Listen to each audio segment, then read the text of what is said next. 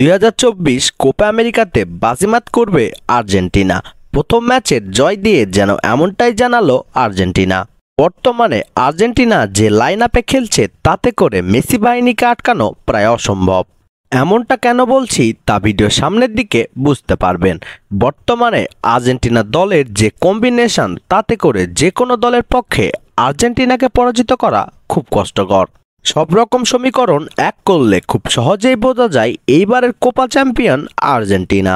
এমনটা হবে নাই বা কেন? কোপা আমেরিকাতে অংশগ্রহণকারী দলের মধ্যে থেকে আর্জেন্টিনাকে টক্কর দিবে এমন হাতে গোনা কয়েকটি দল রয়েছে। তার মধ্যে অন্যতম ব্রাজিল ও উরুগুয়ে। বর্তমানে ব্রাজিল খুব খারাপ সময় পার করছে। দলে নেই নেইমার জুনিয়র। ব্রাজিলিয়ান নাম্বার 10 দলে না থাকায় মাঝেবিহীন নৌকার মতো চলছে ব্রাজিল। ইতিমধ্যে জয়ের থেকে বেশি পরাজিত হয়েছে ব্রাজিল। তাছাড়া দলের প্লেয়ারদের মধ্যে যেন কোনো ছন্দ নেই। এই এলোমেলো দলকে নিয়ে আর্জেন্টিনার বিপক্ষে দাঁড়ানো মোটেও সহজ হবে না। 2021 কোপা আমেরিকার পর আবার একটি ম্যাচে মুখোমুখি হয়েছিলেন ব্রাজিল ও আর্জেন্টিনা। সেই ম্যাচটিতে 1-0 গোলে জয় পেয়েছিলেন আর্জেন্টিনা।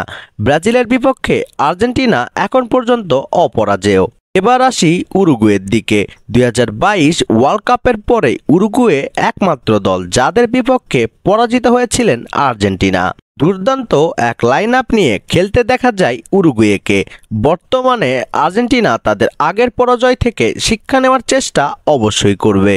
এখন জেনে নেওয়া যাক কেন আর্জেন্টিনা বর্তমান 2024 কোপা আমেরিকাতে বাজিমাত করবে। আর্জেন্টিনা দলের পুরো সেটআপ দেখলেই বোঝা যায় বর্তমানে আর্জেন্টিনা কেমন খেলবেন। প্রথমে আসি গোলকিপার এমিলিয়ানো মার্টিনেজের কাছে।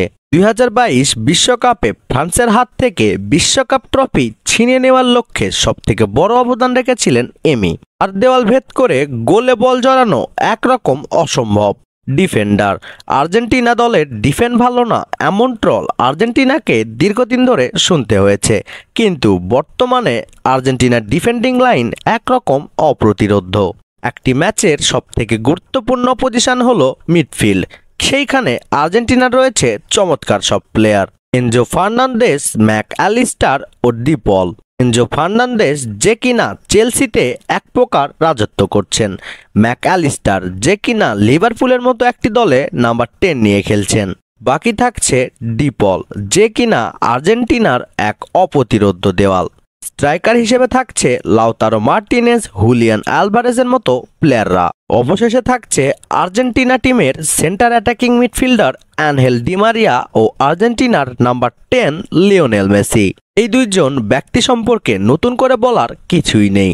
আপনি খেয়াল করলে দেখতে পাবেন এই দলের মধ্যে 2024 কোপা আমেরিকা জেতার পর্যাপ্ত পটেনশিয়াল রয়েছে। তাছাড়া কোপা আমেরিকার মতো একটি মঞ্চে কেউ কাউকে ছাড় দিবে না এটা নিশ্চিত।